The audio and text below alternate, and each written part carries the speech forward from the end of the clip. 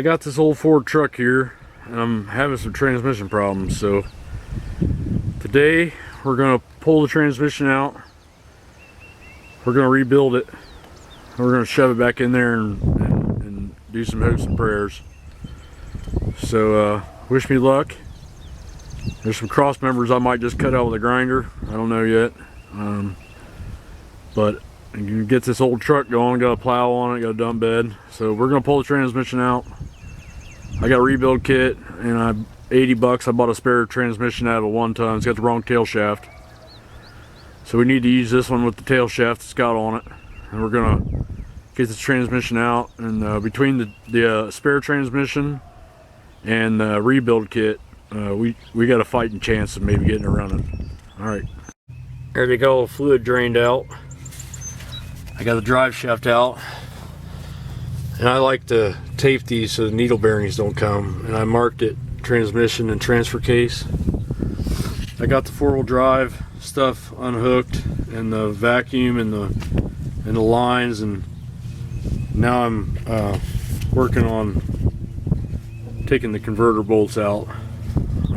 Alright, I manually spun it over with the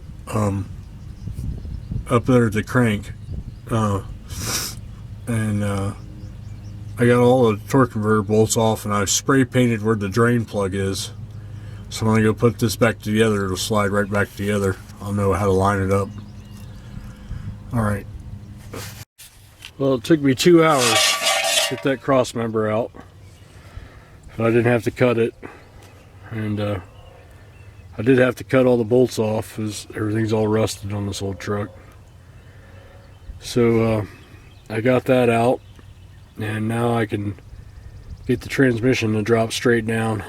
I gotta take that rear cross member out, but I'm ready to start putting jacks in and actually take the transmission and motor, the mounting bolts out. Well, I got the transmission cross member out. It took me another 2 hours to get that one out, and I actually had to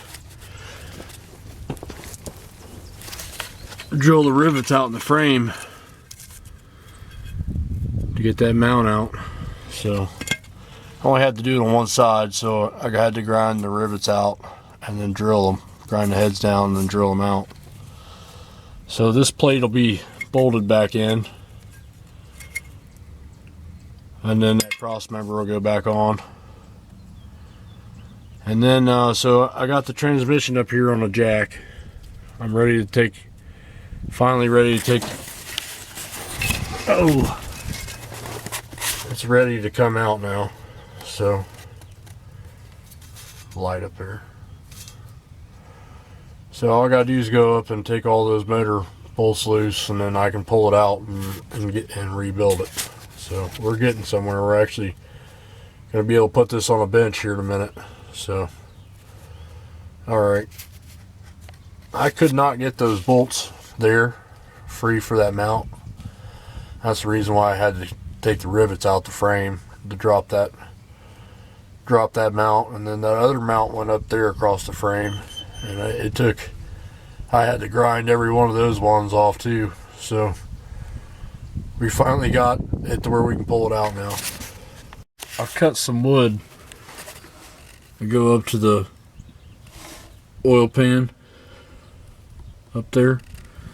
I got 2 pieces. It's on the side of the block, and then I've screwed them to the board down here on the bottom. That big block 460, it weighs like 800 pounds, so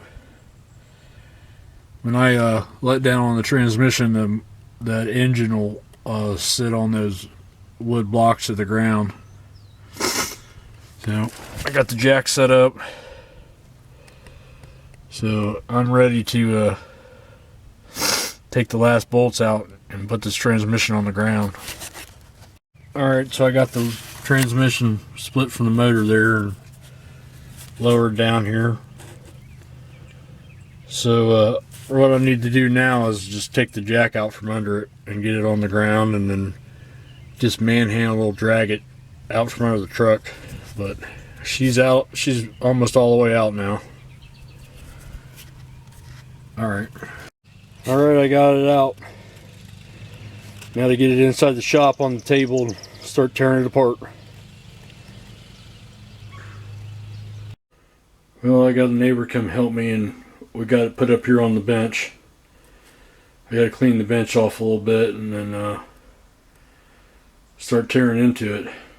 Well, if you're interested in this kind of stuff, you know, check back in. I'll post a video up of rebuilding it and then putting it back in. You know, fingers crossed it all works. If not, I'll pull it out and take it to somebody and chalk it up as a lesson learned, but it should work out. Alright, have a nice day.